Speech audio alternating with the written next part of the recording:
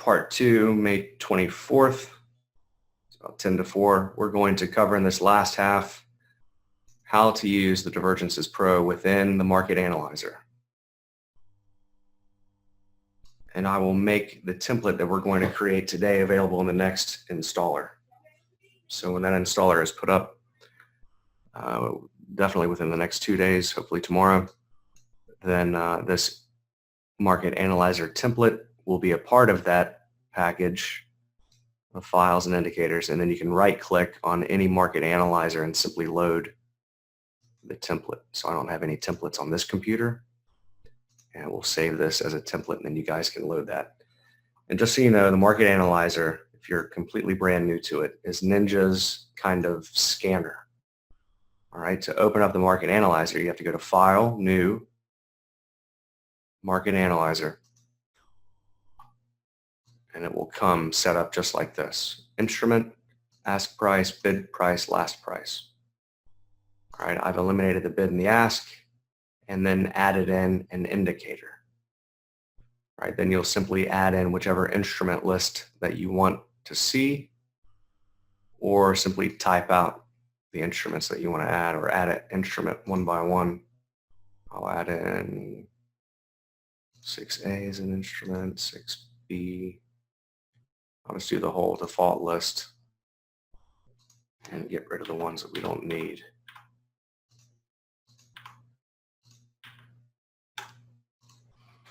Okay.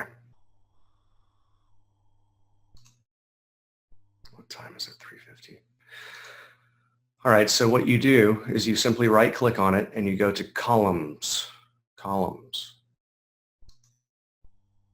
And you want to add an indicator. So I've already added it once for the regular divergence. We'll come back over it after we start from scratch and do this for the hidden divergence. So this one would be for the regular. All right, so I'll go ahead and name that here where it says label. This is regular divergence.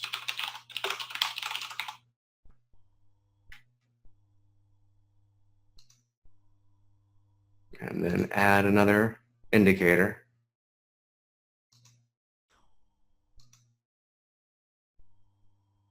Let me just go ahead and apply this. There we go. Okay, you see it says ADL on 1 minute chart. What do we have here? 1 minute chart? We have a 3 minute chart. Let's go ahead and make it a 1 minute. All right, so we'll stick to the 1 minute chart. Okay. The Divergences Pro, when you have the Z-score on, and if you've signed in late, we've already discussed the Z-score way too in-depth. But if you have the Z-score on, you need to start with at least 600 bars. So without the Z-score, you could get away with 500. Let's just use 500, and I'll change this back to 500. And you want to calculate on bar close true, because the Ninja, the divergence indicator has to be used. Calculate on bar close true. Otherwise, you know, to update a trend line on every incoming tick is just way too intensive for Ninja to do. You know, a lot of indicators you can get by with calculate on bar close false, where it updates with each new incoming tick. But for something like this, it has to be calculate on bar close true. In this way, you're getting less, you know, bad signals, where if it were calculate on bar close false, you would see a signal, then you wouldn't, then you'd see one, then you wouldn't. It would be very bizarre. So this is the best way to do it, and it's also the least amount of drain on your CPU and memory. So we want to add in under indicator, not an ADL, but we want to use the drop-down list. We want to find that Divergences Pro 2, TTP, Divergences Pro 2.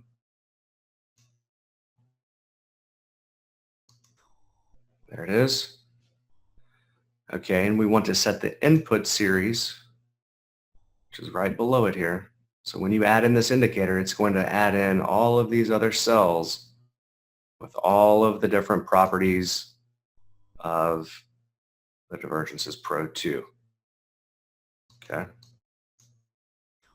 So we want to first set the input series to whichever indicator we want to use. So I'm using the RSI here. We'll stick with that. We'll just scroll down. You see how I did that? I open up the input series, and then I click the plus next to indicators, and then select the oscillator that I want to use, which is RSI. So, I mean, you do have to be somewhat computer savvy to get to this level of, working with Ninja. This is probably one of the harder things to do with Ninja. And then we're going to use the data series, which is the price itself. And we're going to use the plot RSI. You could select the average.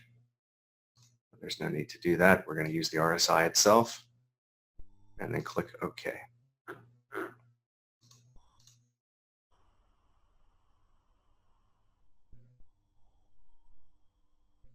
It doesn't matter what oscillator you use. It could be anything. I'm just giving you an example. And for the plot, you need to decide whether you want regular divergence or hidden divergence. So I've already set it up one time for the hidden divergence, for the regular divergence. So this one, we're going to use the plot. It's really not a plot. It's the data series of the hidden divergence. Okay. And the price type is the close. That's the input for the data series, which is the closing price of the bars. Okay. So you want to make sure you have the divergences pro as the actual indicator, the input series, whatever oscillator you're using, and then the plot, whether you want hidden or regular divergence. And then all these are off anyway because they're not on chart control. The z-score is off because we're using the RSI. And we want to do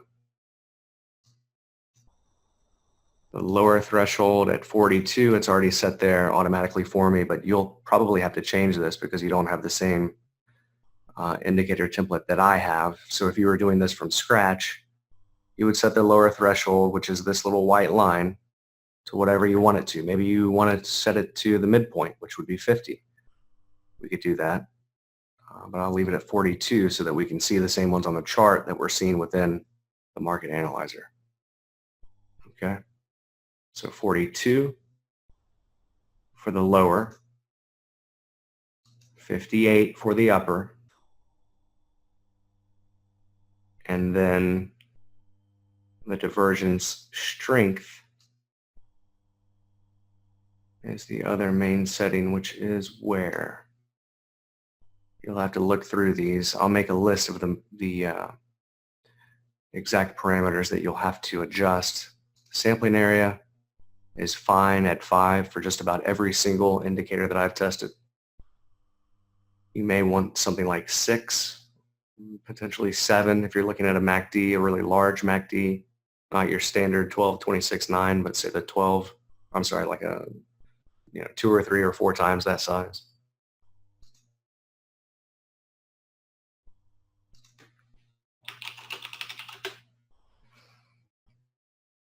And the min bar is back. We have set to 6, so there has to be at least 6 bars between the starting point and the ending point. These are the alerts. They're off. Price component is the high and low. Price extreme filter is off. This is 0. That's good. Select divergence type. We're using hidden. So this is another thing you have to do. You have to match this divergence type hidden with whichever one you've selected down here as the plot. Okay, you could set it to both if you wanted to, but it's going to calculate both. So it's going to take up more resources in Ninja. So you really just want to set it to the exact one that you're using. And then of course your trigger method, that's fine like that. We're going to use this for the setups rather than the triggers themselves. And let's see, lower threshold, price line broken by is off, -1. There it is, divergence strength right there. All right, so 1, that's fine. So you've got the divergence strength, the lower threshold, and the upper threshold right here.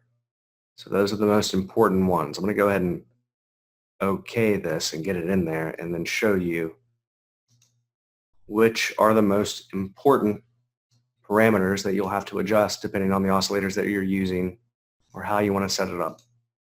And those are this list of parameters right here. Right here. Max bars back, which we have set to 65 in there. Max bars back for the hidden. All right, this is for the regular divergence. It's your standard higher high in the price, lower high in the oscillator, and then your hidden divergence. Typically you want about half again as many bars, not necessarily half, but let's say a quarter or a third.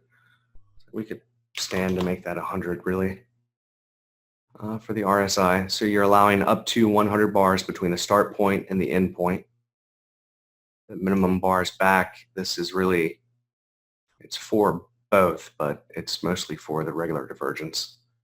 The hidden divergence just kind of works itself out to not be able to select really nearby swings just based on its own calculations. But anyway, you've got the upper threshold, the lower threshold, and the divergence strength.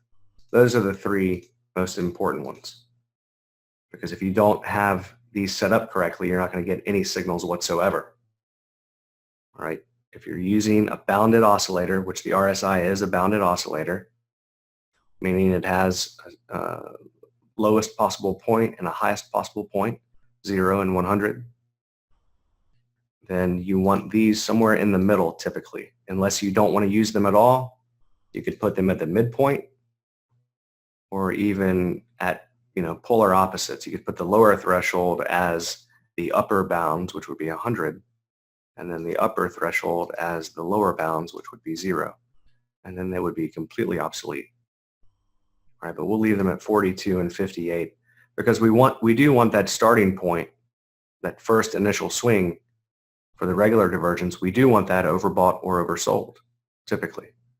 I don't really want to see a divergence signal that's not starting as being overbought or oversold. And then for the hidden divergence, we don't want that final swing, that end point, the end swing to be, somewhere in the middle. We typically want to see that final swing of the hidden divergence to be overbought or oversold as well. So these upper and lower thresholds are for the first swing of the pattern for regular divergence, the last swing of the pattern for the hidden divergence. So the starting point and the ending point.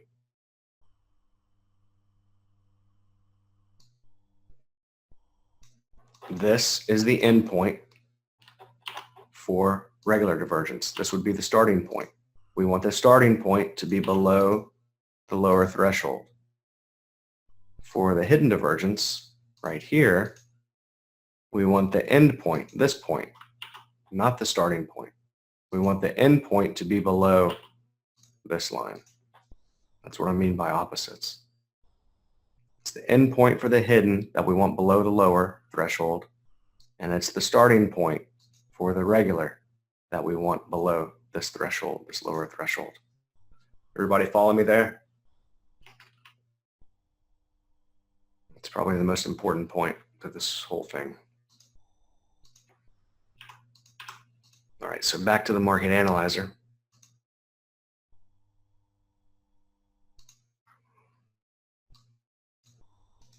that last column, we're looking for hidden divergences. So we'll go ahead and name it that here at the label.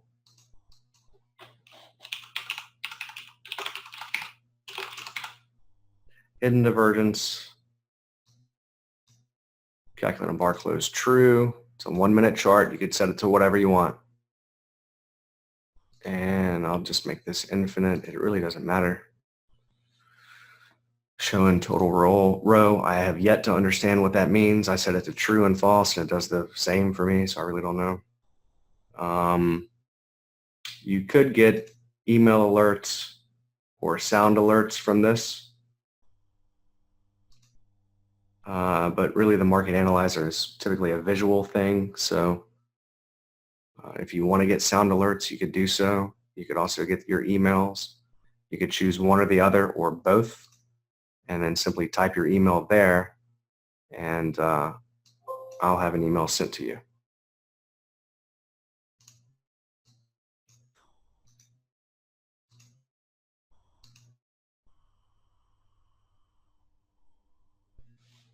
Oh, total the value at the bottom? Yeah, that's not necessary here. Okay. I gotcha. Yeah, so that doesn't really matter if that's set to true or false. Just make it false.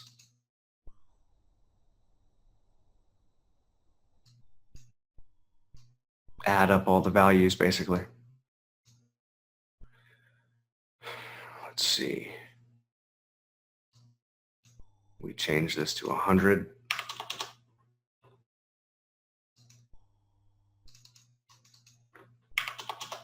I'm going to turn this one back off. We'll just leave all the alerts off. And I just need to come back and double check that everything's fine. So we've got minute chart, yes, 500 bars, calculate on bar close, true. I've labeled it as the hidden divergence. So I need to make sure that this is indeed using hidden divergence and using the RSI plot. All right, this is where you'll select the input series. All right, you'll select input series simple plot only when using the market analyzer and or Bloodhound. Input series. That's really the only one available when you're not reading directly from the chart. When you're reading from the market analyzer or Bloodhound, which builds a synthetic chart in the background, that's the wrong word. It just does a virtual chart, basically. You can only select input series. Okay. Sampling area 5, that's default, that's fine. 6 for the minimum bars back, that's fine, that's default. Price extreme only applies to the regular divergence. And trigger deviation multiple, the divergence type, hidden, as we're looking for hidden divergence. This is default, that's fine. We're not using the trigger. All we're going to look for are the setups, basically these dots. You see the dots? Which is telling us that there is a potential divergence at that low. The only reason you would say it is confirmed is if price move back in the opposite direction far enough to trigger all of these conditions. Okay, the setup just means potential. The trigger means price actually confirmed and moved back in the opposite direction. Font size, all of this is visual. Cosmetic, doesn't matter. Hidden setup sound, we're not using the sounds. Limited view, don't worry about that. That's just for the charts.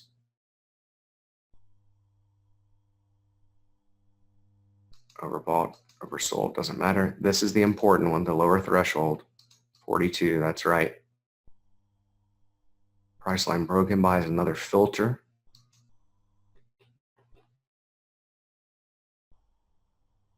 Yeah, so it does, I'm going to figure out a more user-friendly way of lining these up. It's doing it completely by, we'll see it's going from T to C to D. How bizarre is that? LMOPST, and then it comes back and starts over at C. So I'll figure out a better way to make this more user-friendly for the next build so that you'll have all the really important settings in one spot in the market analyzer. I forgot the market analyzer just kind of throws everything all together. It's just kind of a strange thing, but anyway, we have the price line broken by filter off, and the z-scores are off. Divergence strength, it's an important setting, set to 1. And then the indicator that we're using, obviously divergence is DivPRO2, and the input series is the RSI. Remember, we've set the oscillator component to the input series because that's the way that we have to do it in Bloodhound in the market analyzer. So now we have to set that input series to the oscillator that we want to use. That's the indicator in the subpanel that we want to see signals from. And then we add that in right here, which we've done. And then we make sure the plot is set to hidden divergence. That's all fine and good and well. And now we create cell conditions. All right, so this is the somewhat tricky part. It's not really tricky at all. It's just that you have to identify the data series, basically how the bars are numbered when you get a signal out of this indicator. So we're looking for +1 and -1. The setups are +1 for a bullish setup, -1 for a bearish setup. The actual triggers, those arrows that you see up and down, the divergence triggers are set to -2 for bearish trigger or +2 for bullish trigger. But we're going to set it to setup, and this is a bullish setup equals, you could say greater than, equal to, less than, not equal, equals 1, and we'll set that to bullish, so we'll say green, and then we'll create another one for -1, and this will be our bearish setup.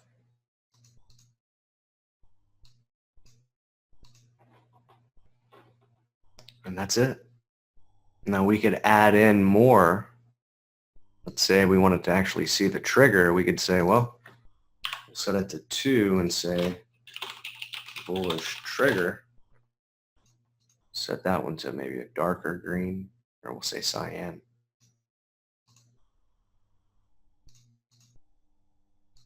And then set this one to a magenta.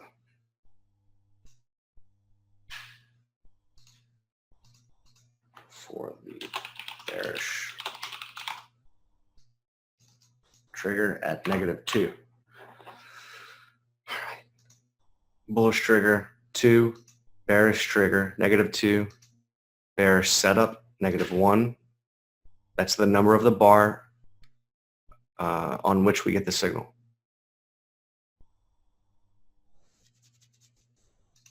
And then bullish setup 1. So when you see that blue dot, or in this case we're looking at hidden divergence, so when you see that green dot above the bar and you're getting a bullish setup, that bar is going to be set equal to a value of 1 within this data series of this indicator. Okay? And that's it. So now we've got it. So now we're good to go. And then on the other one, just to double check and verify, we've got the 1 minute, 500 bars, calculated bar close true. I've labeled it regular divergence. Look back is infinite, showing total roll false. I don't know what this does. I guess you can make it look differently. Bar graph, yeah. All the alerts are off. Maximum look back is 65 for the regular, 100 for the hidden. That doesn't apply here because we're looking just at the regular. Minimum bars back 6, default. Sampling area 5, default. Price extreme is off. Max swing count is 0. I got it. There's something wrong with that. I have to fix it. max swing count for the hidden is 0. So the hidden doesn't apply, but the upper threshold, 58, that's important. Lower threshold, 42, that's important. Limited view doesn't apply, we're not on the chart.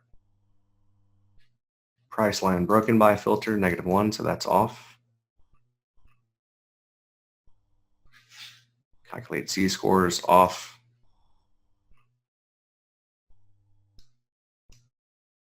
And then I'm using the Divergences Pro 2, obviously, input series, RSI. I need to come back here and check my input series. So the oscillator component needs to be set to input series, as you see it is. So you use that drop-down menu, you set the input series, and then come down here and select your input series. In this case, the RSI. Regular divergence. You have to set the plot to what you're looking for, regular divergence. And then, yeah, divergence type right here. Regular. Because we're looking just at the regular divergences, not the hidden. This is the hidden, this other one down here, right? This is regular. This is the hidden divergence. All right, so regular has regular divergence for the divergence type so that you're not calculating both unnecessarily. Let's see, and then your plot is the regular divergence plot. It's really the data series for the numbering of the bars, all right? And then these are all off anyhow by default just because it's not being plotted on a chart. And then we have the different sell conditions. So I've already made the bullish setup and the bearish setup. So now I'll go ahead and make the bullish trigger. Oops.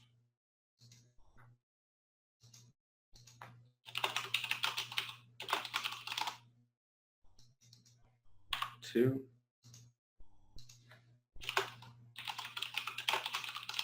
Bearish trigger. -2. And that is blood magenta.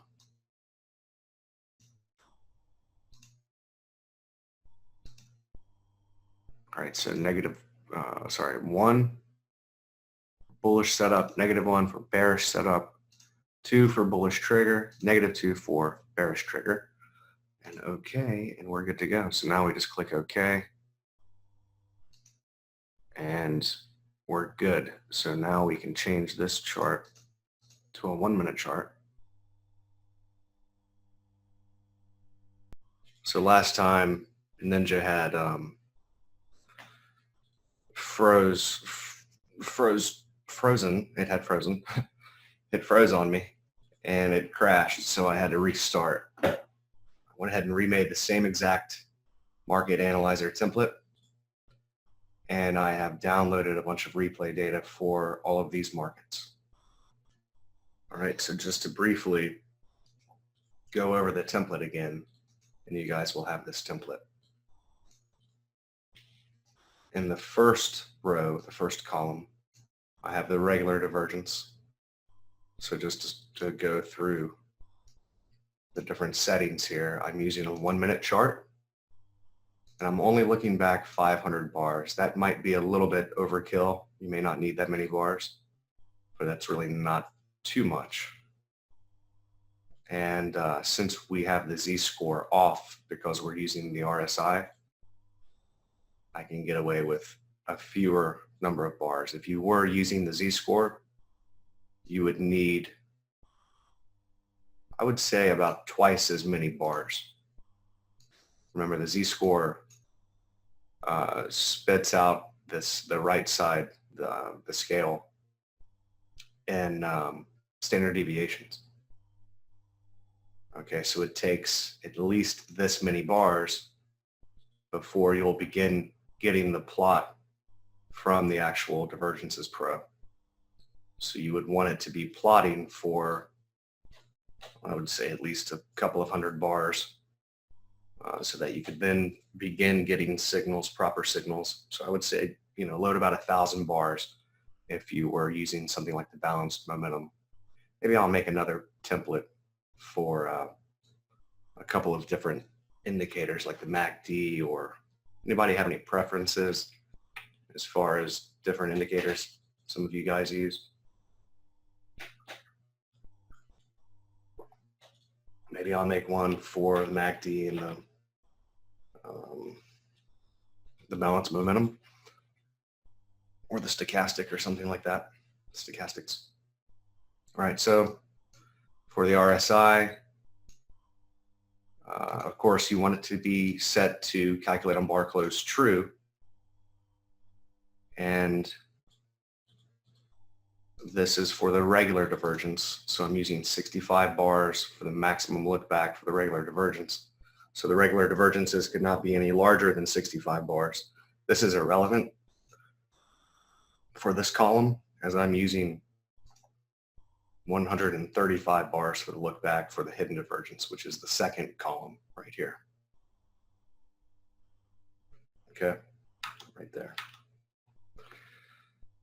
All right, so back to the first column, regular divergence. We're looking back 65 bars maximum, a minimum of 6. Sampling area is 5. I'm not using any of the filters, although really for the RSI, you would want to use that price extreme filter, which is just requiring that the first initial swing be at an extreme high or an extreme low within the look back period, which is, I think it's half as large as the maximum look back. What is it? It's a third the size of the maximum look back. Okay, which is not that much. It's like 21 bars, 22 bars. So it would be like having a Donchian channel plotted, which marks the high and the low within a certain period, set to 22 bars. So the first swing, for instance, this swing right here, would have to be the highest high of the past 22 bars. That's what this is requiring, and you can go back and watch the video on that. Actually, I have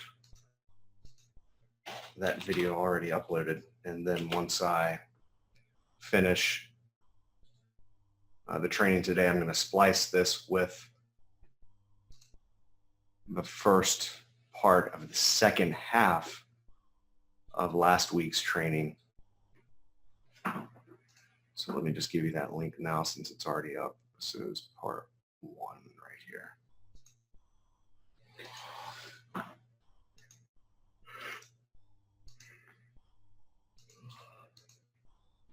All right, that's part 1 from last week.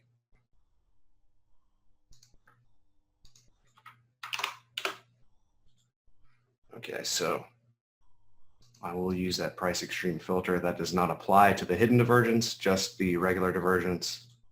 I had some sort of glitch with this maximum swing count last week. That's been fixed. We're using the regular divergence, select divergence type, regular.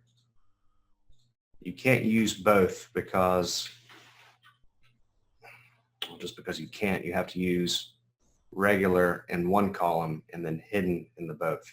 You can't have one column and then just set, multiple cell conditions down here to do both regular and hidden in the same column. You have to use one or the other, right? You have the option to set it to both, but it's not going to work properly when you do that. So we have regular, column on the left, hidden, column on the right.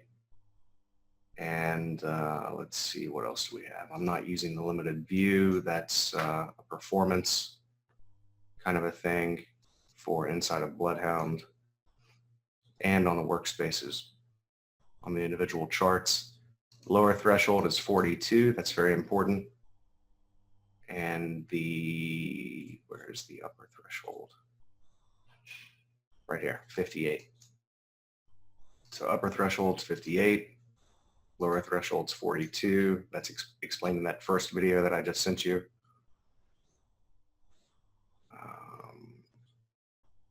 Let's see. We are not calculating z-scores. And then here, the input series, that's the indicator. All right, so to go back up here, you have to set this to oscillator component input series, which is the only option when in use within the market analyzer or Bloodhound. Occasionally in Bloodhound, you'll see different options. I don't know why that happens sometimes, but you have to use the input series for the market analyzer or for Bloodhound. And then what else? We've got the RSI loaded here. And the plot is the regular divergence. Price type is the close. And that's it. And then we just set the sell conditions. So here, the data series for the regular divergence has 4 numbers. They can set the bar to 4 different numbers. A bar could be a bullish setup, which equals a value of 1. Bullish setup. Or -1, which is a bearish setup. +2, which is a bullish trigger. -2, which is a bearish trigger. And then for the hidden divergence, it's the same. You have +1 for the bullish setup for the hidden divergence, -1 for the bearish setup for the hidden divergence, +2 for the bullish trigger, and then -2 for the bearish trigger. And then just to go through the different settings, the only thing that's different is that we're using the maximum bars back for the hidden divergence. Again, a 1-minute bar, calculating bar close true. Maximum bars back 135. Price extreme does not apply to the hidden divergence. And the divergence type is hidden. The thresholds are the same, 42 and 58.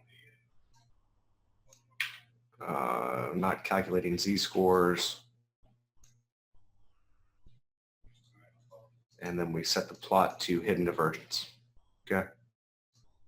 So that's really it. So now I'm going to run this forward in market replay.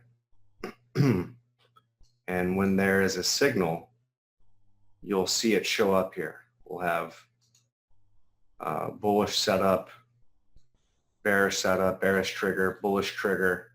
So whenever we see a setup, you know what? I could go back and change the colors actually. Let me see which colors I've selected. I'll make the setup one color and then the triggers another color. So if the trigger is lime green, if the setup is lime green, I'll make the trigger cyan. And if the setup for the bearish is red, I'll make the bearish trigger magenta so that you can see the different colors. I'll do the same for the hidden. Okay. 2 would be cyan. And then -2 would be magenta.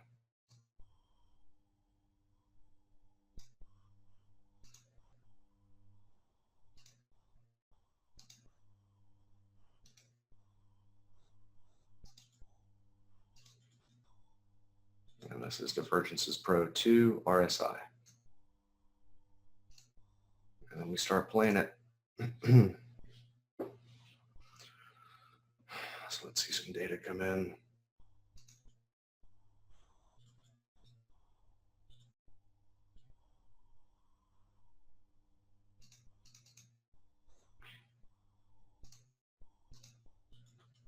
What's going on here? It's not showing as being connected. How in the world? How could this be showing if it weren't connected to replay? Ninja, man. Never seen that. What in the world? You've got to be kidding me. I had everything set up and ready to go. Never fails. All right, I'm going to have to restart. I don't think it'll take very long because I only have the one workspace open, 2 workspaces. All right, bear with me 1 minute.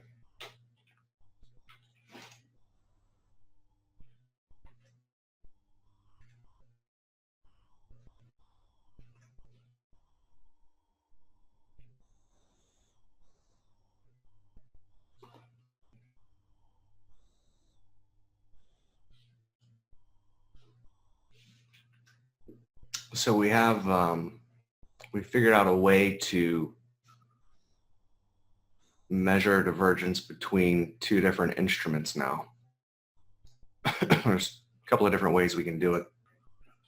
What's the name of that indicator? ATG pairs. ATG pairs. Or let me double check. It's from Big Mike Trading. Yeah.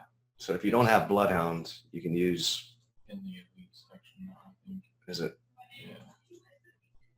Well, Bloodhound has something called, It's AT8. Well, you know what? We really need to test this out before, because I couldn't get it to show up properly on the well, it works with Bloodhound's chameleon. So I figured we could do a session on that at some point, maybe next week, or I'll just do a video on it. But you can do the divergence. So I have another chart here where I am measuring divergence between the ES and the YM. So we could, look at it, any number of different combinations of, I don't know, like the euro dollar compared to the dollar or something like that. I mean, the euro dollar cross compared to the dollar index, something like that. So before I wasn't able to figure it out. Corey had done it using the using the chameleon. So it actually works pretty well.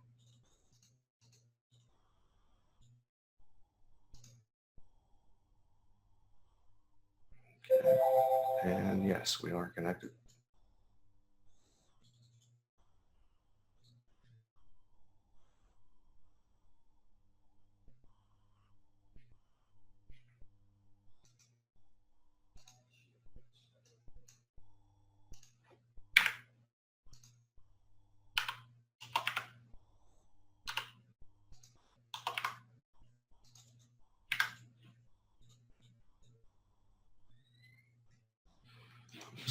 Just going to let it load before I do this so it doesn't crash.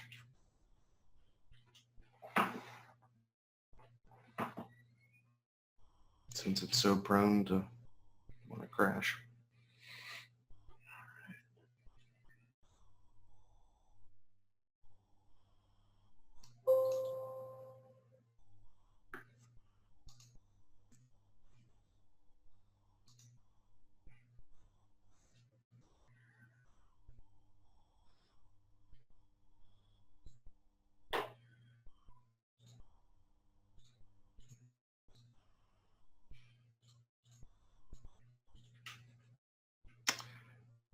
No, I'm not, Brad, but you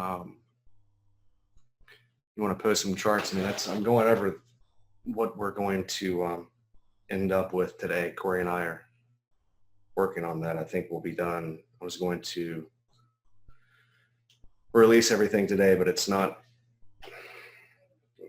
Basically, we're just going to have 7 markets and that's it for now.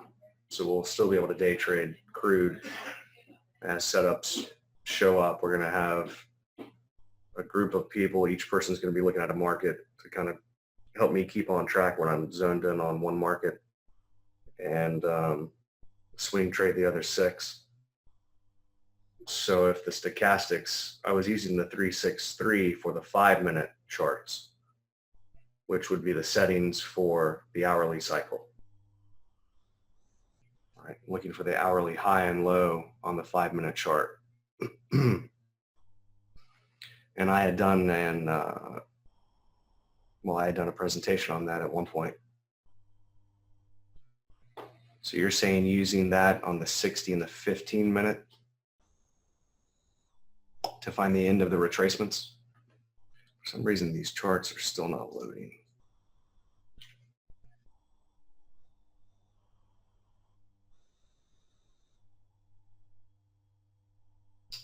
Check your CPU. See if it's just stalling out.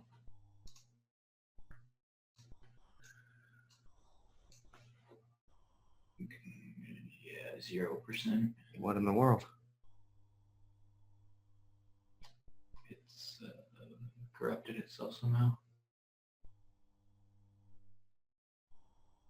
It's typically what happens when I do a presentation.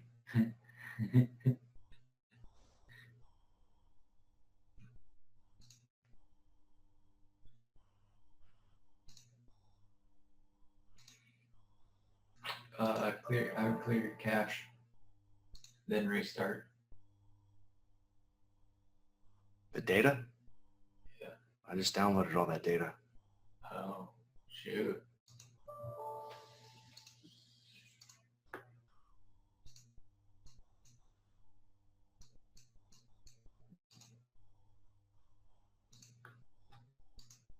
Well, maybe you guys can give me an A for effort. But an F for presentation skills. I got to work with what I got here. This is getting old. I'm going to leave the toolbar off.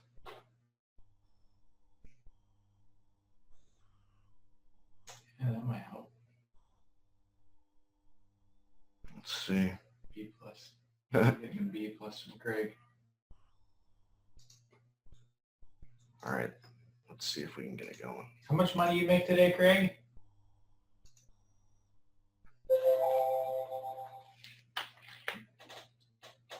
Yeah, I think that deserves an A. Was that just one contract? I'm still short. We'll go over that at the end here. All right, it acts like it wants to work now. Yep. Oh. There we go.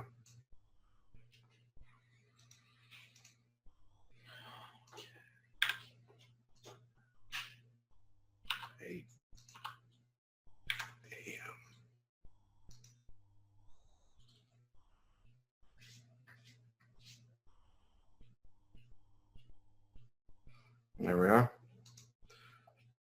All right, so as I cycle through this, you'll see the different signals fire off.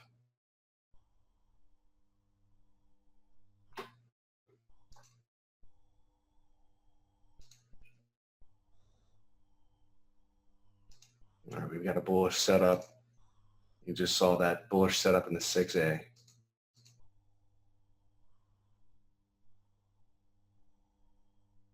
And there's your bullish setup right there. See it? So each time you get one of these dots, that's a setup. And every time you get an arrow, that is a trigger. Okay? So the next thing that'll happen, if the 6A actually turns up enough, then we'll get that trigger, the bullish trigger, and you'll see that go off here.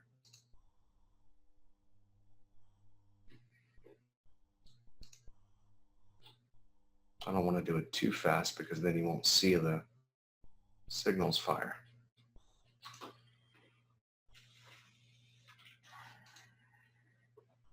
All right, so on the next bar, we'll probably get another one in 3, 2, 1. No.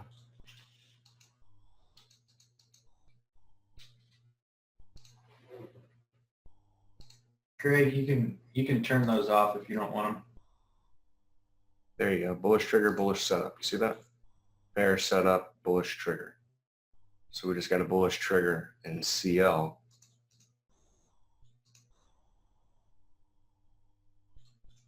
Scares me flipping back and forth like this. Never know when it's going to crash on me. So there's your bullish trigger in the CL. You got a bear setup in gold with the hidden divergence.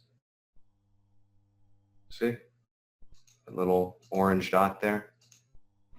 That's your first bearish setup for hidden divergence in gold.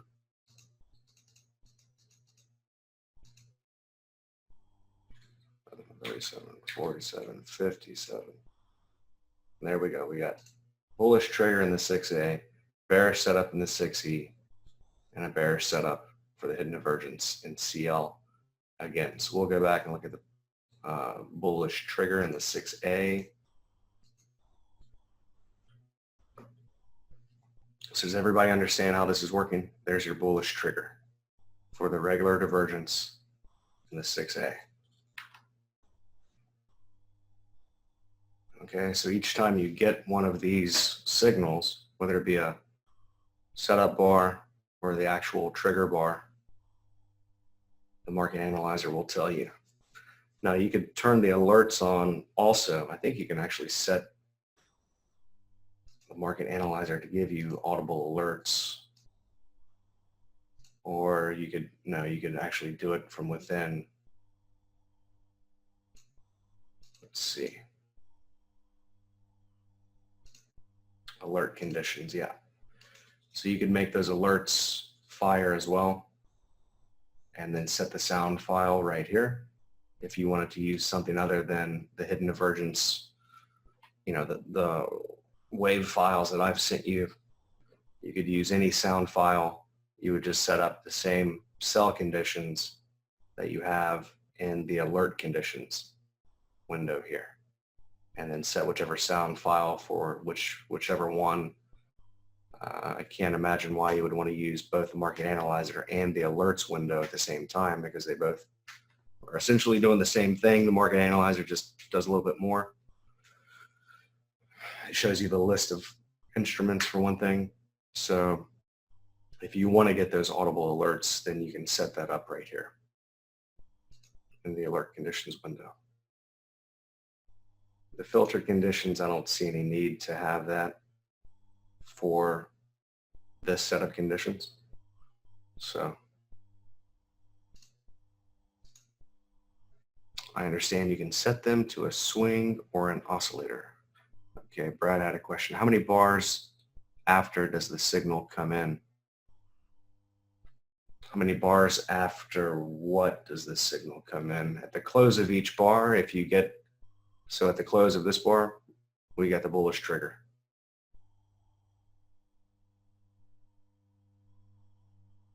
The trigger conditions are dependent upon whichever trigger type you're using. So in this case, I'm using the confirmed swing trigger method. All right, you could set that to the oscillator turn. So once the RSI actually turns up and the bar closes, then you would get the trigger.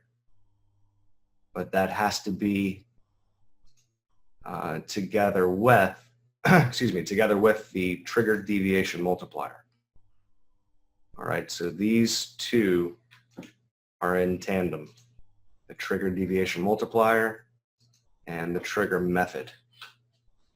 So this means that not only does the trigger method have to be true, but price must have also moved up a full bar length. This means 1 ATR. This is measured in ATRs down here.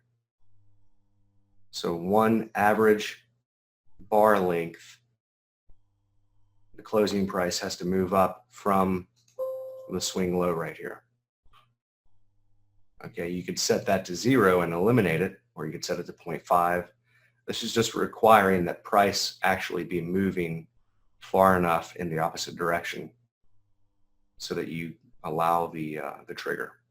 All right, but you could use the confirmed swing, which is essentially like using these arrows right here, show the swing confirmations. Remember from the last session, you can see these little tiny orange arrows. So you can see that little orange arrow behind the blue arrow. That's showing you when this swing low actually became permanent. And then this swing high started plotting. That lower high began plotting at the close of this bar. So you could use that. You could use a strong thrust bar, which is just the high of the bar and the close of the bar being above the previous bar, or a weak thrust, meaning that the high of the bar is above the previous high, but the close is not above the previous high. Okay, the close is above the previous close, but not necessarily closing above the previous bar's high. That's a weak thrust. Okay, there are videos specifically on this trigger method on the website in the members area. Just look up Divergences Pro trigger method. It's one of the main videos there under the Divergences Pro 2. All right, so if the oscillator turn, it's turning in favor of the trade. The confirmed swing, the strong thrust and the weak thrust. Cool. So depending on how strict you want to make it.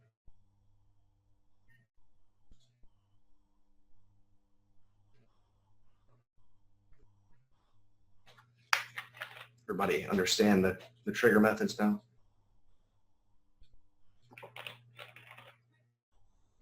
Sergey's asking, how tradable are the triggers at present? How tradable are the triggers? Well, it's completely different in every single case. So by the time that trigger is firing, price has already moved, pretty far out of that swing low. It just depends on how much risk you're willing to put on and what area you're trading. So if you're just trading, any random trigger, not taking into account where price action is relative to, all the other time frames or relative to the areas in the market geometry or relative to volume, then you're not going to have very good success just trading divergences on their own. They're really used to confirm momentum slowing down into an area. Okay.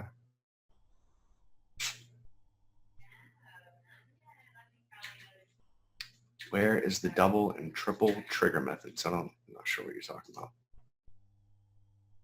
Double and triple divergence. Yeah, that hasn't been programmed yet. That's a ways off. If I had a team of 5 or 6 programmers, we could have it done in a couple of days. All right. So let's just see a couple fire off. So everybody understands how this works now. It is rather complicated to get these set up in the market analyzer. So there's a lot of different settings and moving parts to this thing. It's pretty intense, really. So in Bloodhound, it's the same thing. You have the data series for each one. You have the data series for the hidden divergence and then another data series for the regular divergence. And you just set each bar. See, with this, I can do, goodness gracious. Can you guys hear that? Yep. You can set, let's see, you can only use one at a time, just like in the market analyzer, because they are in 2 different data series. So that's why you can't do both at the same time. So for one solver, I'm using regular divergence, and I'll just go ahead and copy this other one. We'll name this one regular. And then hidden. For some reason, this error gets thrown right here. All you have to do is refresh the chart. It has something to do with the values being calculated twice because of the way we are loading the oscillator into the indicator and then into Bloodhound. Somehow it calculates twice. So all I have to do is refresh the chart to get rid of that error. And you refresh the chart by clicking F5 or right-clicking and selecting Reload NinjaScript. Some kind of indexing error All right, so here we have the regular and then the hidden. All right, let me do it again. There we go. Okay, essentially anytime you change the connections, you'll have to refresh it. So I've just connected both of them to this OR node and then to the result node. So anytime you change a connection in Bloodhound with a Divergences Pro loaded, anytime you change a connection, you'll have to reload the chart. All right, so this one we have regular, this one we have hidden, so I'll need to change the data series to the hidden divergence. And we're doing the same thing. We're using, in this case, just the setup. If I wanted to get the setup and the trigger, then I also include 2 and -2. So +2 for the long output, -2 or less than -2 for the short output. And now we're getting both the setups and the triggers, and I'll do the same thing in the regular signals. So we'll get both the setups and the trigger signals so that it works just like it does inside of the market analyzer. Except when you open up the indicator properties, you're going to see them from within Bloodhound, how they're actually displayed on the chart itself, rather than all jumbled up like it is in the market analyzer. I'm not sure what the market analyzer does that, but you can see here, again, the oscillator component is set to input series right there, which is the only one available. And then since we have set this to regular for this one, I need to go back and select hidden for the other one.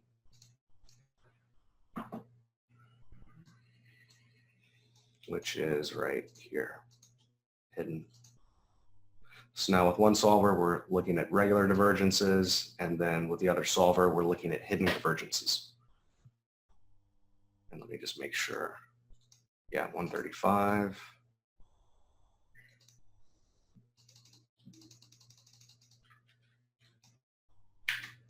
We don't need any of these drawing objects. I think they're off automatically anyhow, since there's no chart to display them on, because Bloodhound builds all of this internally in the background. And there we go. Right, so now we reload one more time and we're good to go. And there you are. So now you have signals out of every single hidden divergence setup, hidden divergence trigger, regular divergence setup, and regular divergence trigger out of Bloodhound, which is painting those green and red stripes.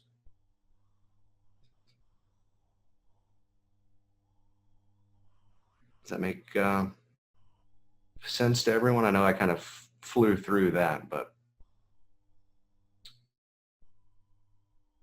it works the same way as it does in the market analyzer. And I'll include this Bloodhound template too, which you should already have one anyhow. And if you want to go back and change it or change out the indicator, you would simply go back here and then swap out the nested indicator from underneath the Divergences Pro to something else. Let's say I want to remove that and then add the MACD. So I click on the MACD, I have to come back, click on the Divergences Pro, and then back to the MACD, and then I can nest it, nest the input. And then now Divergences Pro is calculated from the MACD. And then I would want to go through and change the settings because it oscillates above and below 0. So you may want to go back and set all of these upper lower threshold divergence strength, just set everything to 0. And then it would show every single possible divergence signal. And then you can fine tune it from there. And you may want to use a much longer look back period for the MACD, let's say like 80 and 160 or something. 80 for the regular, 160 for the hidden, something like that. Okay. So I'll remove the MACD and then add back the RSI. So I click on the RSI, click on the Divergence Pro, then click back on the RSI, then I can nest it. And we're good to go. So now I have to refresh it again because I've just changed it. So reload, and we're good to go. Any questions on any of that? Any questions on the market analyzer or the Bloodhound using the Divergences Pro and Bloodhound or the market analyzer?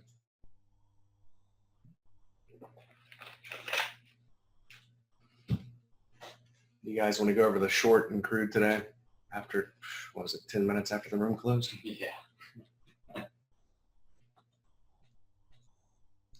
Hesitated on taking it because I had 3 losers in a row today, but I had to take it.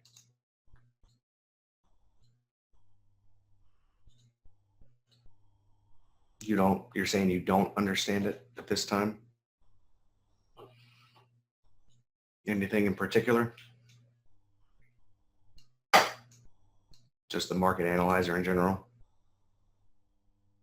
Or the specific settings? All we're doing is we're fine-tuning the settings for the oscillator that we're using, and then we're accessing the data series for the regular divergence and the hidden divergence to get the signals for each bar, and then setting those cells, the conditions within the cells, such that when we get the value for the bar from the Divergences Pro for either the bullish setup, the bearish setup, bullish trigger, or the bearish trigger, then we can get that output, get that signal in the market analyzer or in Bloodhound.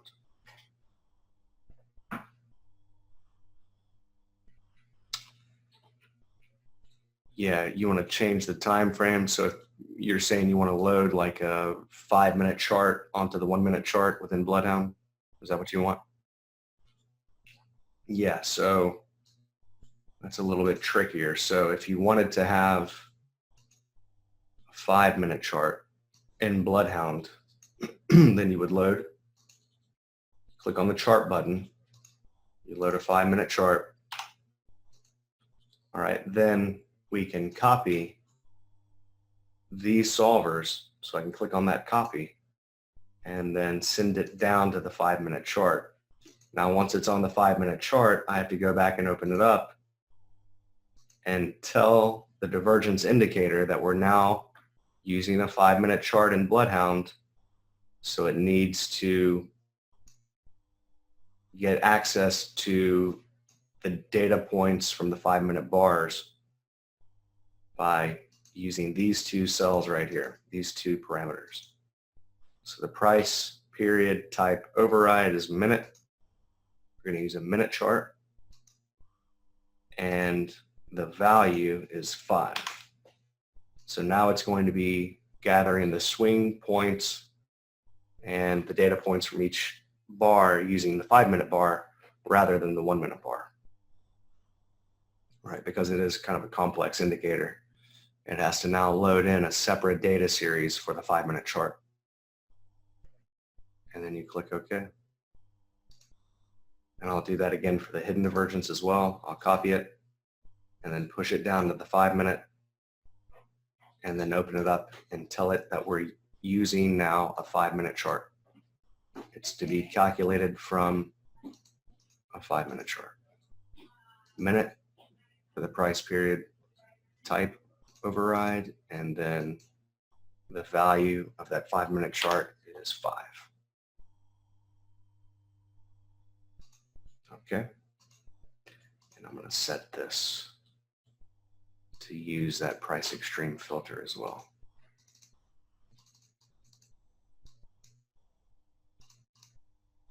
Just for the regular divergence. Do that here and do that here. And then do it on the chart. And since we've loaded a 5-minute chart within Bloodhound, we have to refresh the chart so that it can load that 5-minute chart in the background.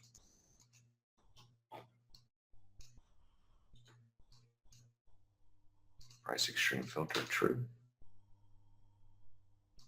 And now it's going to reload everything.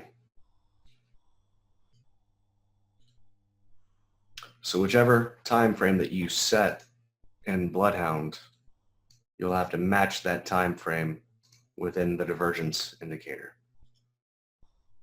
That was the last really major update that we did, was to be able to use this multiple time frame feature in Bloodhound.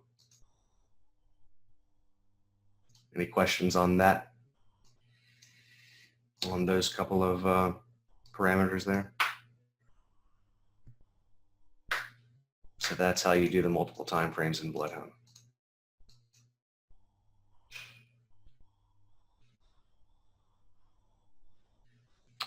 So on these bigger, Brad has a question on these bigger time frames. A few bars after is too late to do anything since you're on the higher time frame. Is that when you use the oscillator setting to use as more of a warning if it would be divergence, if it reversed? In other words, I want to know if price is pushing against divergence in a signal. I know the dotted lines show up visually. The dotted lines are showing you when there is a setup, all right, not when it's actually confirmed. So the dotted lines will plot whenever you get one of the setups. It's not going to become a solid trend line until that arrow plots, until that trigger plots. If you want to allow just a shorter trigger, less strict a set of conditions for the trigger, then you could use simply the oscillator turn or the weak thrust and then set this deviation multiplier to 0, not requiring a fixed distance move in the opposite direction. I'm not really sure if I understand your question completely. On these bigger time frames, a few bars after is too late to do anything. Yeah, that's why I added the setup as its own data series. So rather than waiting for the trigger, you're getting the signal for the setup from the higher time frame, and then you could use the faster time frame to create your own trigger. So you could say, I want to get only, let's look at that. So I want to get only the setups from the 5 minute and then a trigger from the 1 minute. So I want to have divergence in agreement on the 5 and the 1, but I want to use the signal for the actual, Bloodhound signal to plot. I want to use the trigger from the 1 minute. So I could get hidden and hidden, and then regular and regular.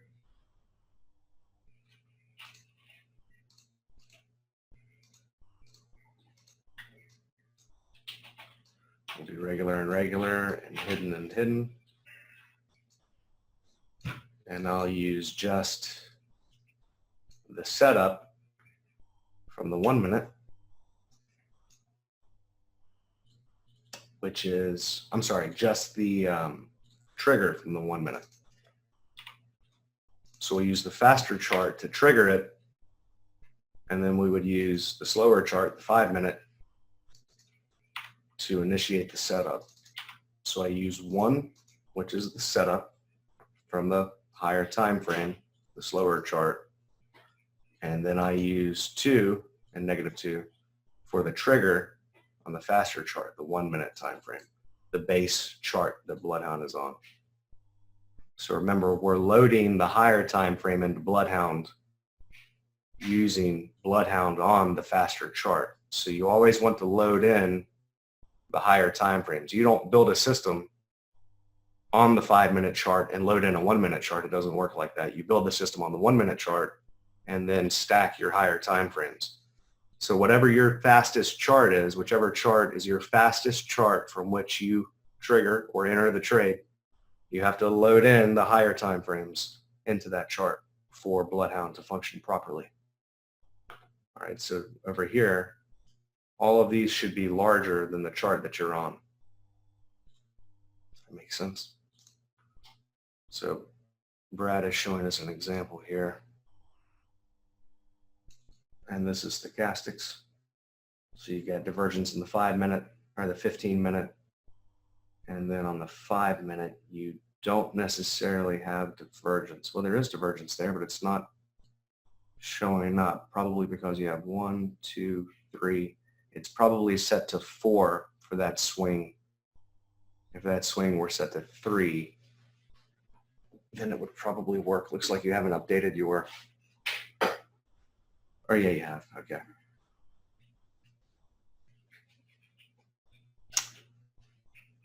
Yeah, I'll see if I can find an example here.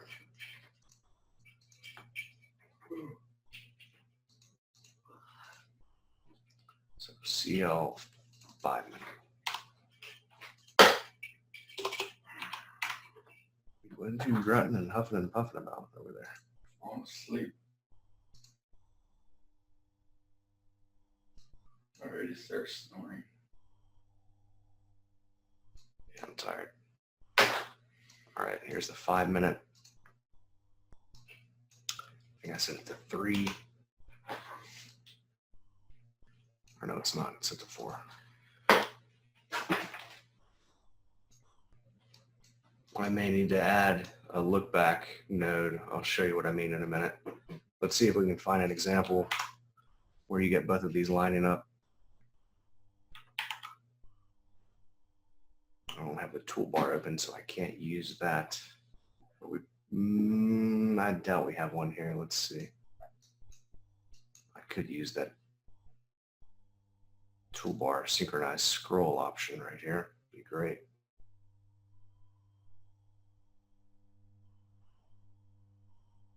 .530 at 255.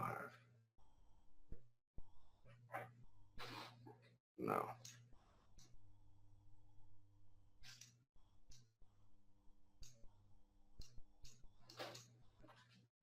Yeah, here we'll have one. That's 27th at 8:20.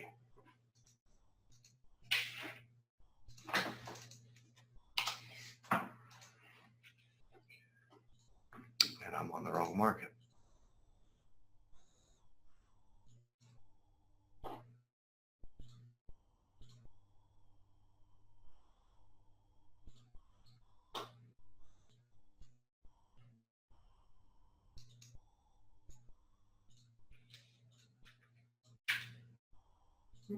This should be a good one right here.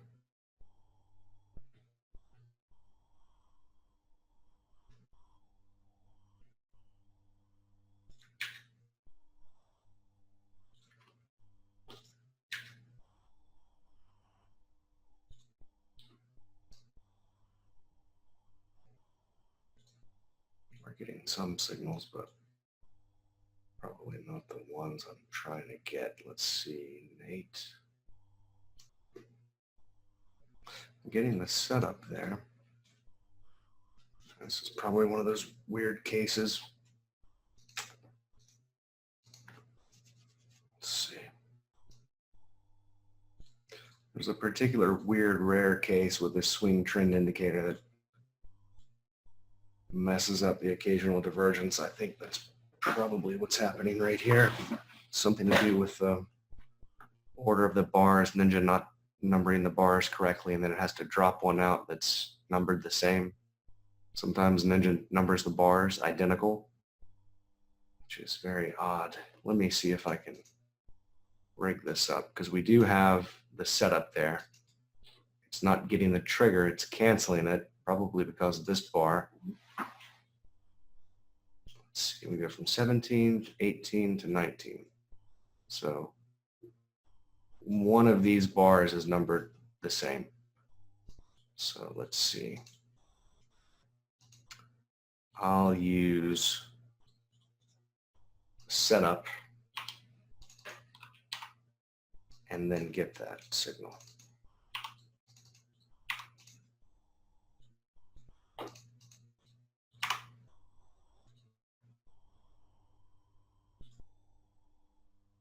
I'm going to have to extend it forward though. I'll show you what I mean.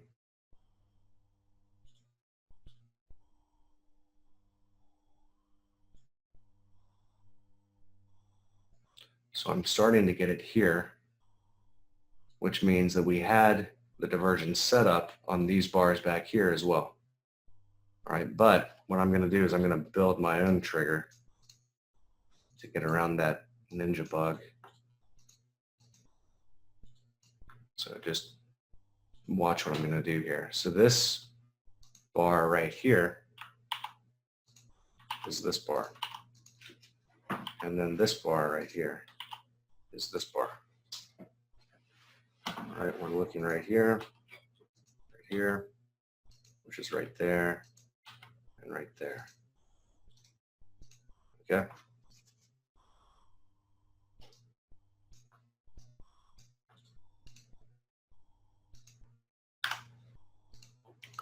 So what I'm going to do, first I'll show you what that 5-minute setup looks like over here. Let me turn on the setup dots so you can see it. Show the setups as dots. See the little blue dot? So that little blue dot is not going to plot until that 5-minute bar is closed. It's hidden. I need regular. So this is the 5-minute regular. So that 5-minute bar closed right here, and it's going to give me the signal on 5 1-minute bars because it's at the close of a 5-minute bar, and then it's going to signal for the full next bar from the higher time frame because we're getting the signals from the higher time frame in Bloodhound. Does that make sense? You're not going to get that signal until the higher time frame bar closes, and that bar doesn't close until right here. So that means I need to extend this forward, the 1-minute chart. I need to extend this forward by 5 bars. So I use the look back node for that, function node, and I'll set it to 5 bars. And we're going to use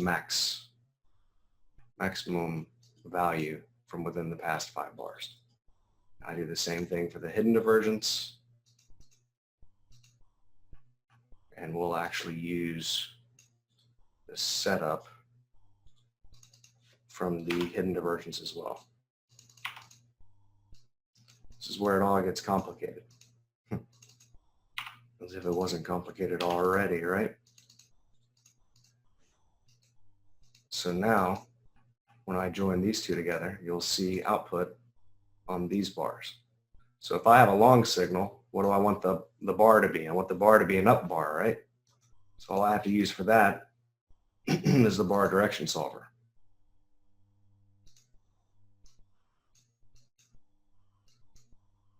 I want the bar to be in favor of the trade. And that's it.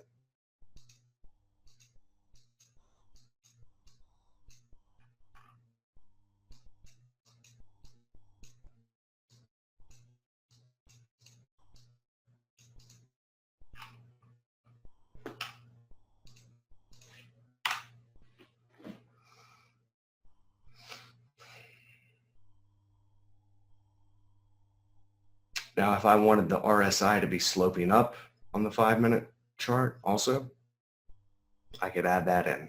I could add in all sorts of different things. So it just so happens that you're getting the setups. You see you're getting the 5-minute setup here. You're actually starting to get it right here. And then you're getting it here. You're getting it here and here. Okay? So if I wanted to get, let's say, the swing confirmation as a signal, well, I would still get it there. I would still get it here. What could I use? I could use the RSI on, let me think about that. I could use the RSI, let's say, above 35 or something to narrow this thing down a little bit.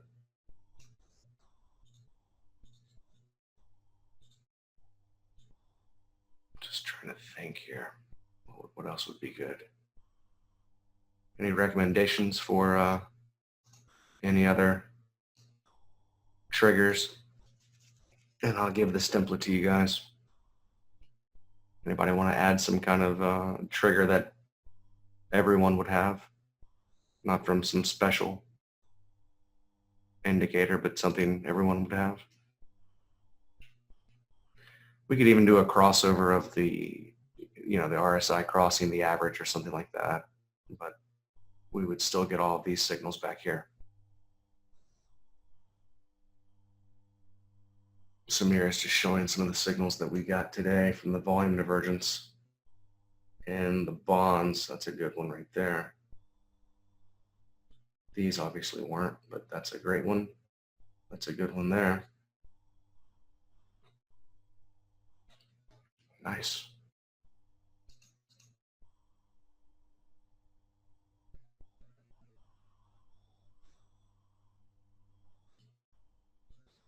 Five-minute relative volume is the trigger. All right, so basically, this is Brad. So basically, I want to see the thrust bar to give me the signal that the divergence is confirmed, which will be before you get the actual divergence signal in the higher time frame.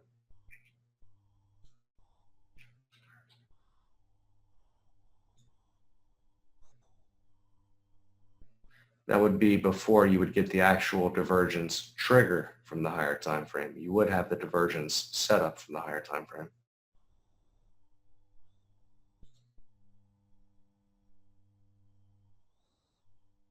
Okay. You're trying to 1D, 1 of 1. Yeah, I was just trying to kind of eliminate some of these poor signals. But technically you do have, your bullish trigger right here.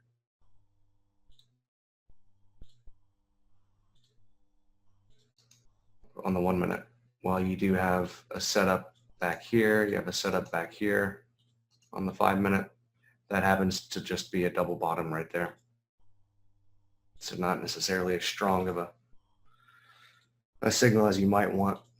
So whatever, we can just leave it like that. I just wanted to give you an example of how you could combine this using multiple time frames, waiting for divergence on the higher time frame and then confirming it with divergence from the the base chart, the fastest chart that you're using, which in this case is the 1 minute.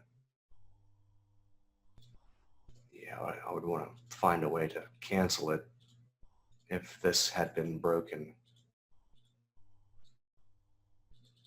Let me make a note of that. I think I'm going to add in another signal for the bar on which the setup is canceled. Another data series. Yeah, that's a great idea, actually, for doing more of these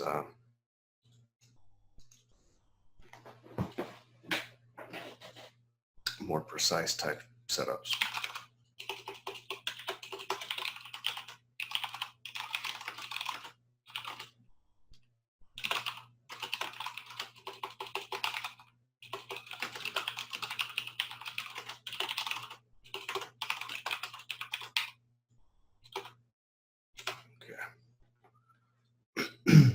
All right, so any other questions on the divergence in Bloodhound?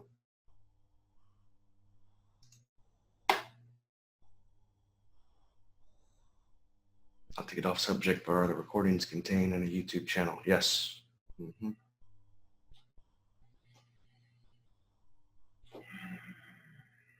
And the website will be done, I think, within the next, I want to say 10 days, but probably 2 weeks, and then all the videos will be in one spot on the website. How about the form? The form, yeah, there'll be a form there too. Awesome. So the website's being redone right now, professionally, as opposed to me.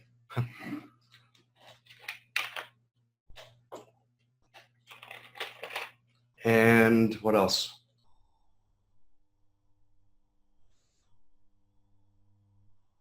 Double, triple divergence. Yeah, I know.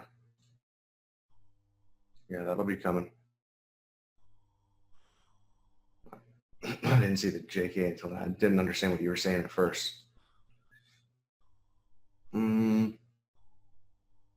So I guess that's about it, huh, for the divergence indicator? Unless anybody has any specific questions. Samir had a question. How about them dots? Why didn't they show up on that 5 minute? Which dots? Oh, they're turned off. You can turn them on if you want. The more drawing objects on the chart, the slower Ninja will run that chart. So if you want to show the dots, the setup dots, then you have to turn them on. Show setups as dots. Was that the question? Yep. And then you can show the triggers if you want, the arrows. I'm just showing the trend lines and that's it. Okay. Yeah, you may want to have that.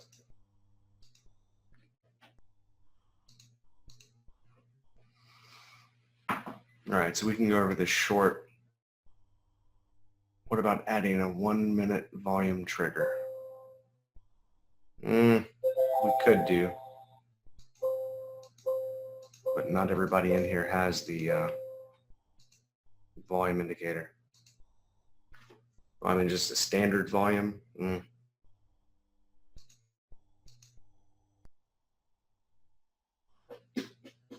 right, this workspace is going to open. We'll cover that final short, which I think well, I mean, I'm definitely going to hold it overnight, but I may even hold it all day tomorrow. It just depends on what happens. If we gap way down, then yeah, the high is in, and I'll finally be in the trade that I've been trying to take.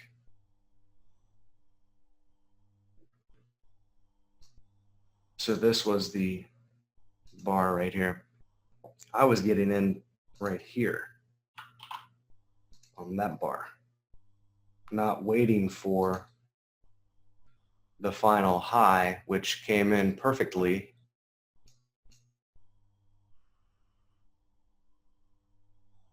Let's see, where are you? Came in perfectly right here.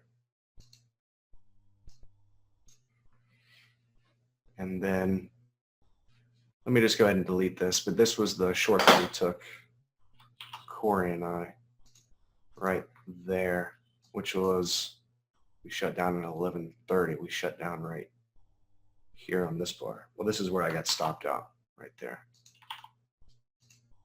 And then I went and shorted once we got that churn bar at the high there, which was back-to-back extreme spikes and extreme churn bars on the 5 minute chart. So yeah, I got stopped out right here and then shorted right here. And then I got out of one down here at the VWAP, and I'm still holding short the other.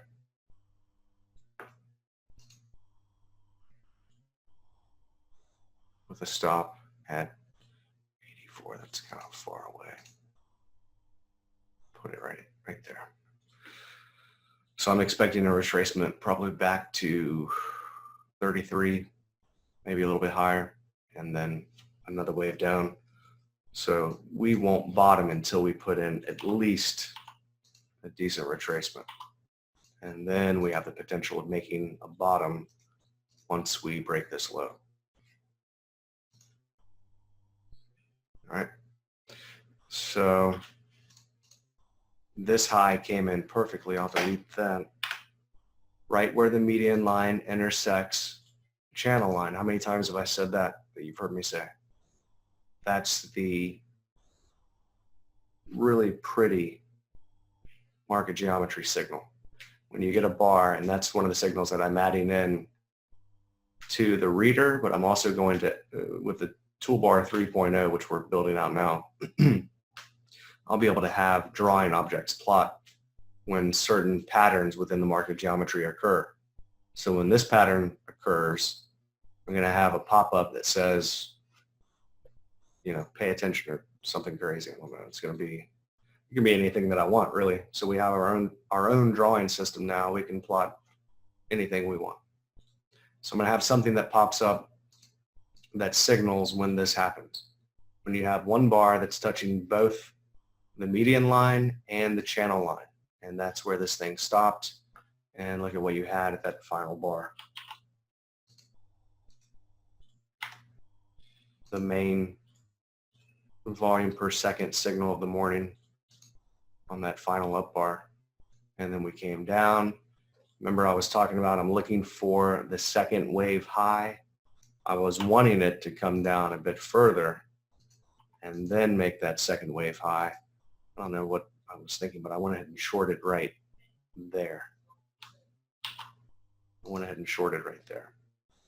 And then got stopped out right here. And then we had that nice ABC right up into the upper median line. This is one of those typical Alan Andrews trades. You'll see Bobby take this one all the time. And we didn't quite break above the final high, which was right here. And the whole reason for me thinking that we're going down is this last set of 5 waves up, which really does complete the whole entire thing. I know some of you don't like the 8 wave at all, but this was a very beautiful last final impulse up as far as I'm concerned. And this is the only thing that's difficult for me at this point. Maybe it is 1, 2, 3, 4, 5, or maybe it is an ABC. Either way, we're going to be taking out this low. Either way, we're taking out this low. And that's what I was saying today, that we're looking for a lower high, which went a lot further than I wanted it to go. Came back all the way to what, 88.6? Which always messes me up without fail. And then broke down and pulled back. And when it pulled back to the exact spot where I'm going to be making this very precise signal that the toolbar will display when it occurs, except this one is a little bit different. So this one, we didn't get a close above the channel line high, the upper channel line. We didn't get a close above it on the 20-minute chart. But it did get this really long wick above it, and then it came back to the midline right here, perfectly to the midline, and then right back up to where the median line is intersecting the shadow of that channel line. And what is this bar right here? What's this bar doing? What is it doing? It's touching both the median line and the shadow line right there. So I shorted it, got out one at the VWAP and at the lower median line, so from median line to median line, and then held the other one for a break of this low. I just didn't have any idea that it would come down as fast as it did.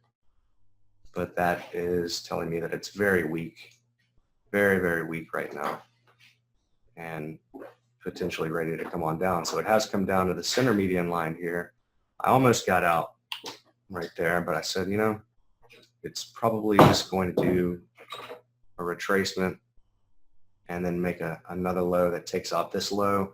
Once that happens, then I'll think about exiting, but really not until we break that low. So once we break that low, our first potential area would be 60, 48.60. Remember I was saying we're going to break 48.69. So once we do that, then we have a better potential of making a new low. I'm of the opinion that this is the high, the major high of the spring, summer, whatever, that we're going to be coming down, but, you know, we'll see. Either way, we should be coming below this low and get a good, what is it, 126, 136. I'm hoping to get 300 or 400 out of it, but we'll see what it looks like when it comes on down. So those were the major reasons for that trade. We also have a channel line right there, which would make a double bottom, but I doubt it's going to hold a double bottom. Might try to make one for a moment and then get a little bit of a bounce, but I think it'll break. This was the, yeah, see, I got in just a little bit late, not too bad. I wanted to make sure it was actually going to turn, so I waited for it to turn and then initiated right there on that bar. And you can see the high volume per second right there on that major spike in volume per tick. Yeah, I shorted here for some reason. I don't know. I think because I was sitting next to Corey, but that's where I should have gone long right there. And then stop and reverse right up there. So anyway, oh yeah, the 5 minute. This is what was so beautiful on the 5 minute. You had these multiple extreme spikes in the relative volume, and then you had two back-to-back extreme churn bars. That's a very good sign of resistance coming in at a high. All right, and I also did this little sliding parallel of the median line. So because this was such a large wick, you could have chosen to not use that high because of the, the wick is 2/3 the size of the bar. So you could have used the next bar's high. Oops. Anytime that happens, you delete a line and nothing, it doesn't delete the other lines. That just means you need to go back to the toolbar chart, refresh it.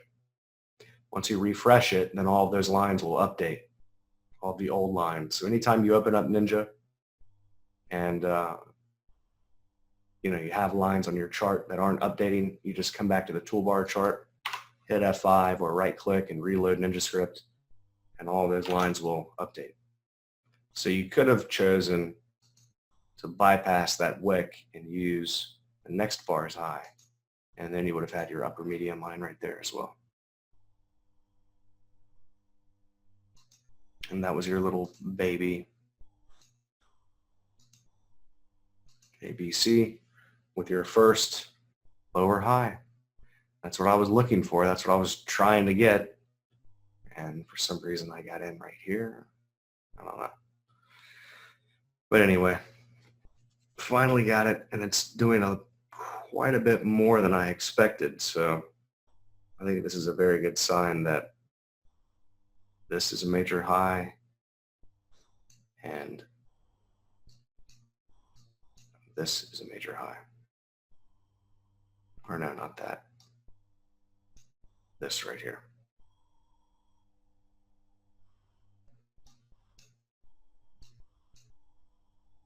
Right here. All right, any questions on any of that? I don't see any questions.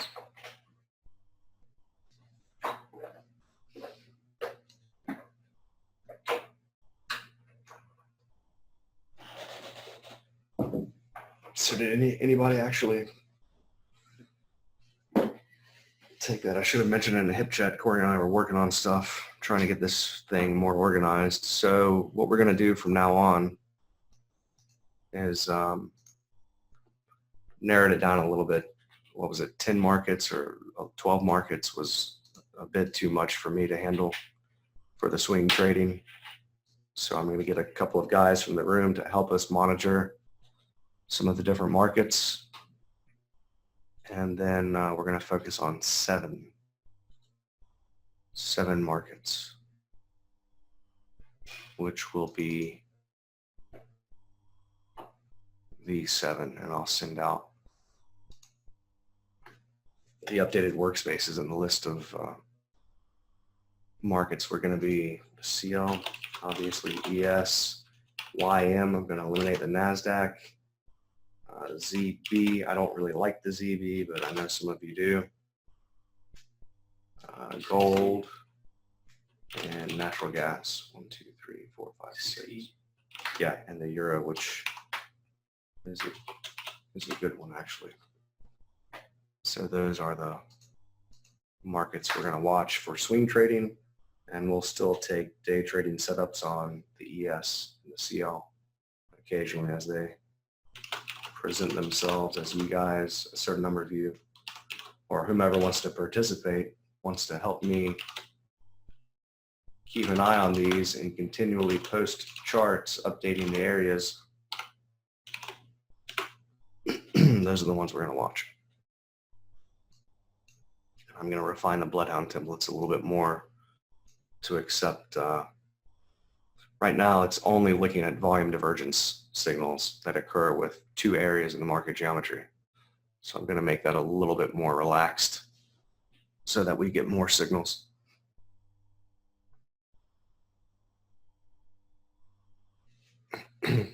Okay.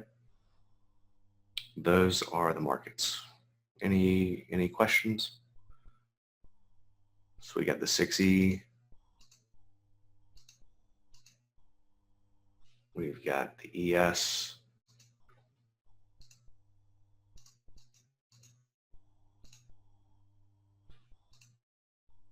The YM and the ZB. The YM did come down to the area today. Now that we're going to have people helping me watch it, this obviously would have been a trade that we would definitely not have missed.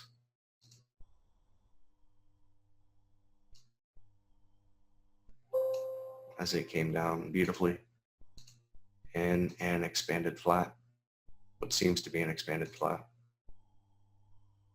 Potentially, kind of thinking of it as ABC down as an A.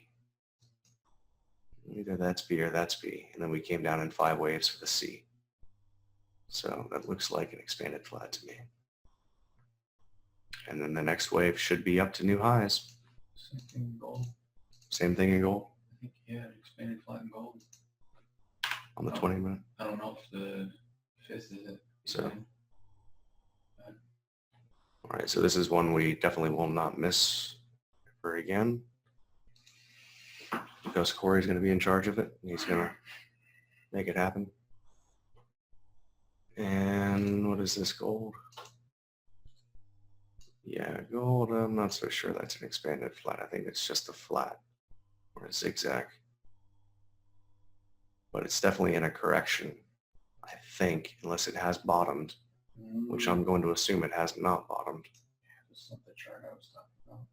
Which, It was 240 either minute? It must have been the 240, or I'm thinking of a different market. Maybe it was a different market. Because that's not it. ooh. Yeah, it looks like a high to me. We need to get out and get out of this stuff. CQG isn't going to eliminate this day for us like kinetic or IQ feed would. So it's going to be kind of strange. I mean, the relative volume and the relative density are eliminating this day from the calculations. Hopefully tomorrow everything will be getting back to normal. Tomorrow and the next day. So, and then of course we have natural gas and crude oil. All right, so that's it for today, guys. If there aren't any other questions, I'm going to go ahead and close it down and we'll talk to you in the morning.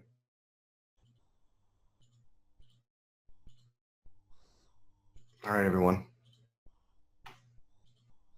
Have a wonderful evening. Talk to you tomorrow. Bye.